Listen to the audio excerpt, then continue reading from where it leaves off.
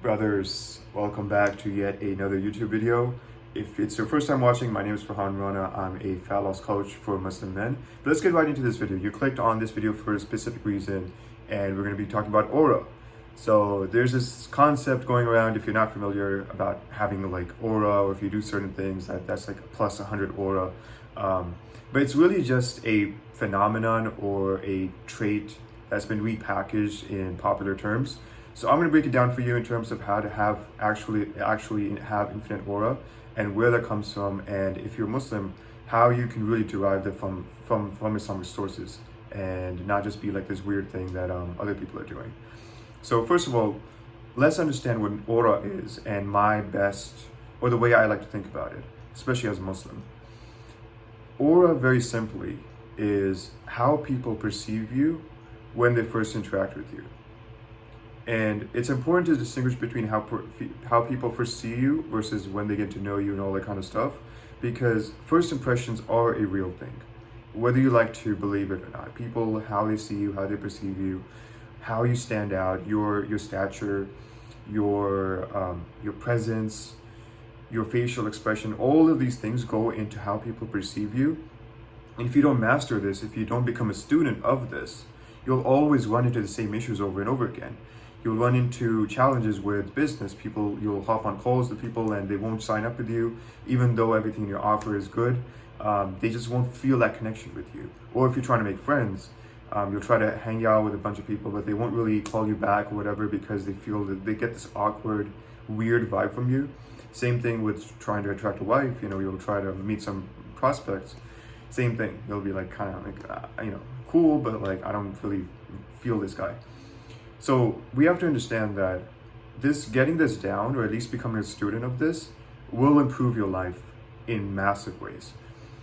So going back to that concept of how people first see you, what their reaction to you is, the simplest way I can describe this in Islamic terms, my voice broke there, what the heck, is the concept of nur, of light. And when we look at Islam and everything that in terms of like the Islamic terms and terminologies and everything, it becomes so apparent that why would it be anything else? First of all, we start with Allah, the Creator, in Surah An-Nur, in the ayah of Nur, the ayah of light. It begins with Allahu Nuru Samawati wal Ard, that Allah is the light of the heavens and the earth. Now what that means, many scholars have, given different explanations to what that exactly means. But one simple way to understand it is that everything in the heavens and the earth is a manifestation of His light and carries some of His light. Not in the sense that it's Him in His creation, that's not what I'm trying to say, but everything reflects His light. So everything that we see can become a source of light and guidance for us. That would be the simplest way to really understand this. Then we look at the Quran itself. It's called Nur in so many different places because it sheds light, is a source of light for all of creation, for all of humanity to get guidance from. Then we look at the Prophet Muhammad ﷺ. One of his names, one of his attributes is Nur. Sayyidina Nur. So like, our master, the light. And, he is the source of light because his emergence, his being a prophet, brought light into this world because of him carrying the message of the message of the Quran and just his amazing character. So hopefully you're starting to get a sense of like, okay, aura, nur, I'm getting the sense that, okay, all of this is connected in a metaphysical space, or there's like spiritual aspects to this. And that's really what I want to communicate to you. It's not like this, like, oh, you have to do this like one trick to have like aura. It's nothing like that. Once you understand that these things are something that are embedded in us as human beings, and then it's just a question of like, how do you cultivate that? How do you bring that out? And how do you make that undeniable to people, where people first come in contact with you and they're like, okay, there's something special about this guy. I don't know what it is exactly, but like, I like him. There's something special about him, that he's up to something. There's something that there's something about him, like I don't really understand. I can't really put my finger on it, but I want to be around it. That's really what it is. And what I thought I'd do actually for you guys is I want to read a short passage from the Shama'il, which, so This is the description of the Prophet Muhammad Sallallahu Alaihi Wasallam. You can get this book. You can find different versions of this. You can get this like audio lectures, video lectures of this. But just one section from this, and this is under the chapter of, let me get this to you, chapter 1 actually, where it's been narrated concerning the blessed physical features of the Messenger of Allah Sallallahu Alaihi Wasallam. And this is hadith number 7. I'm just going to read a short passage from that. Bismillah ar-Rahman ar-Rahim. Whoever saw him unexpectedly would be awestruck. Whoever interacted with him whilst knowing him would love him. The one who would describe him would say, I saw neither before him nor after him anyone like him. So again, you guys can reference that for yourself, but I wanted to do that because when we go about our lives as Muslims and we try to improve our lives and we try to get into self-development, we do all these things which are like surface level, you know, hitting the gym, sleeping more, meditating, journaling, all these things. I consider them surface level because it doesn't take like an IQ of like, you know, 120 to understand that, okay, these things will drastically improve my life. Like anyone could start doing these. Within 3-4 weeks, you'd start seeing the benefits, be like, okay, this is how we're supposed to live just like as productive human beings.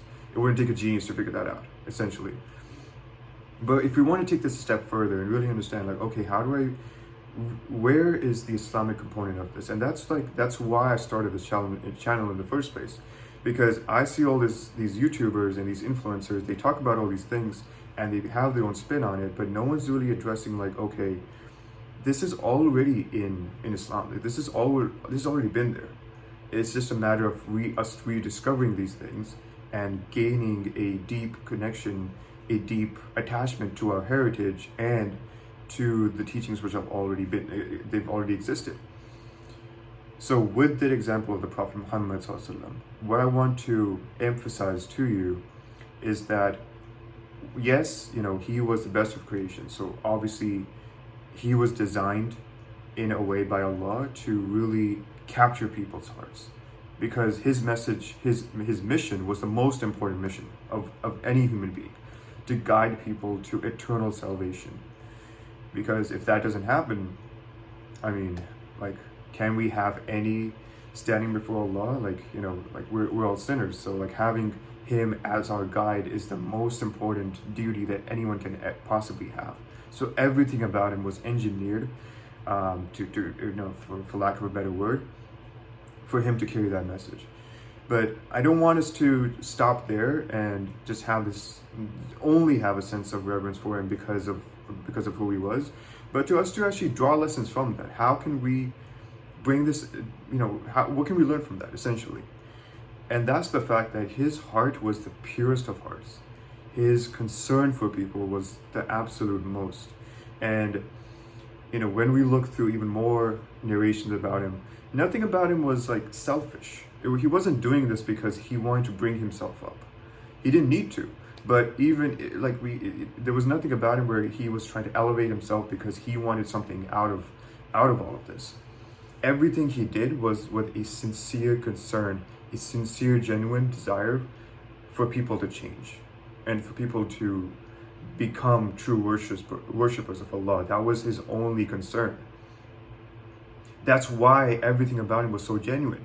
People loved him because there was nothing to hide. You know, he was as you saw him, and that's how we need to be. I've talked about this in another video, a past video, where I talked about the greatest skill a Muslim man can have. That was the general concept, and I was talking about how it's really having a sense of excellence. And one of the pitfalls that we run into in this modern day and age is we just fall to the lowest standard. Everything we see around us, we're like, okay, you know, this is how people are doing it. I'm just gonna follow. I'm not gonna, you know, ruffle the feathers. I'm not gonna do anything that's out of the norm because, you know, I just want to have a peaceful, normal, ordinary life. Nothing wrong with that. I want to make that very clear. But you know, where's that sense of like, you know, that would be fine. That would be okay if everything else concerning, you know, us as individuals, as an ummah, wouldn't be in such shambles right now. Let's just call it what it is. I don't need to spell anything out for you, but you know what's going on.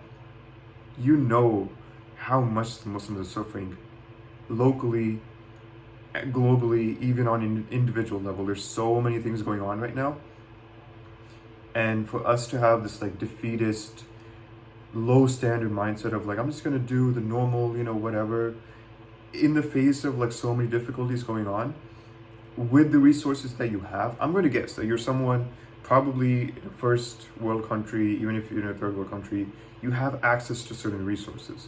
You have access to a device by which you're watching this. You have access to internet. You have access to enough security in your life for you to have the time and the comfort of being able to watch this. So you're in a very, very privileged position right now. And for you to have this like defeatist mindset of like, I'm just gonna live a small life. I just want to, go about my life. That's not gonna cut it, man. So if you're trying to get on like Aura, you need to elevate your standards. And you don't need me to, you don't need to follow me. I'm not like an example in that regard. Go to the Prophet Muhammad Sallallahu Alaihi Wasallam. Read about him.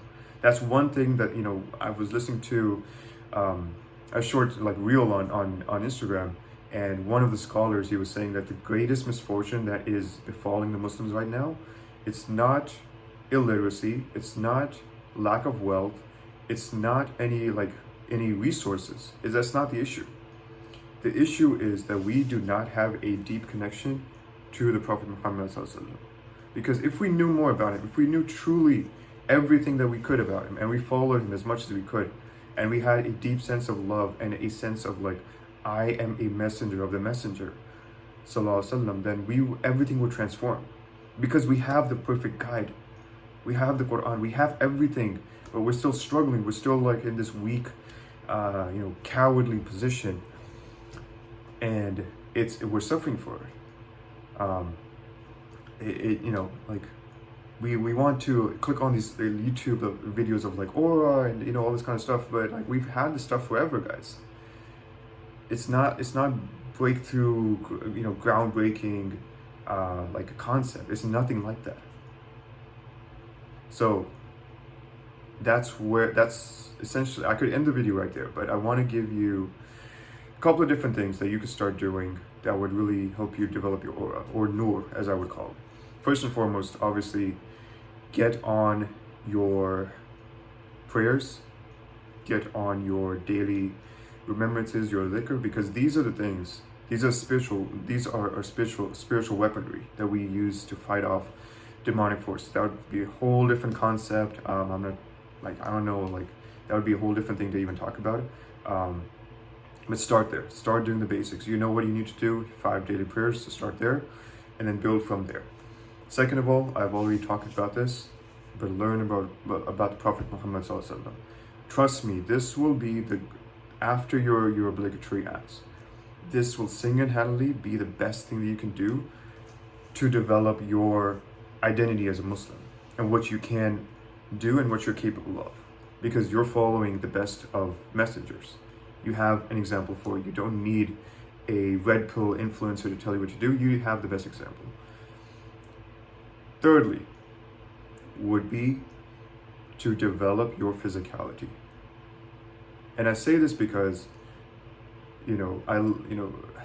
it's so like unfortunate, but I see certain preachers, scholars, whatever, and they're like, you need to have more discipline, and you need to, all this, you need to have bravery and all this kind of stuff. But you look at them and you're like, uncle, you look like you're about to deliver triplets any moment now. Like, that's how out of shape they are. And this is not I'm not saying this to offend anyone or to be like, some kind of elitist or whatever. Going back to that initial impression, what do people have as their initial impression of you? Do you look like you're about to deliver triplets? If that's the case, you need to get in the gym, you need to take care of your health, because those things, like our mind and soul are, like our body and soul are so connected. If you improve one, the other will follow at some level. If you start to develop your spirituality and you start to, have that sense of like purpose, it will force you into the gym at some point. Even the opposite, if you start getting in shape and you're like, I'm trying to improve myself, that will eventually lead to you like, okay, it can't be just the surface level, like hitting the gym and just like doing PRs. There has to be a deeper spiritual component to this. So understand that all of these things come into play. And once you start doing this, you'll just walk around with so much confidence and such a deep sense of ambition that people will have to notice you. They'll randomly come up to you and be like, I want to be your friend. They might not say that, but that would be the thing that comes up. It's just like, okay, there's something about this guy. Like, I don't get it. I can't really put my finger on it, but there's something going on here. And I want to be part of whatever he's doing, because clearly he cares enough about people, but he doesn't care about their opinions. That's like a fine line to walk. You care so deeply about people, but you don't really care about what they think of you, because you caring about their opinions would distract from the mission. That's really how basic it gets. And you take care of your physicality, you take care of your health to be able to support that mission. So guys, I'm going to leave it right there. Obviously, shameless plug, if you do need help getting in shape, go to the first link in the description, fill out the application. If you qualify, we'll hop on a call. We'll see how I can help you lose 20 to 40 pounds, because that's the main problem that a lot of people have, is at least in the Muslim demographic in the West. But other than that, give the channel a subscribe, send this to a friend who needs to hear this message, like and comment. Let me know your opinions. Did you find this helpful? Did you want me to talk about more about this versus more fitness stuff? Because I definitely want to create content that you guys are interested in. So inshallah, let me know.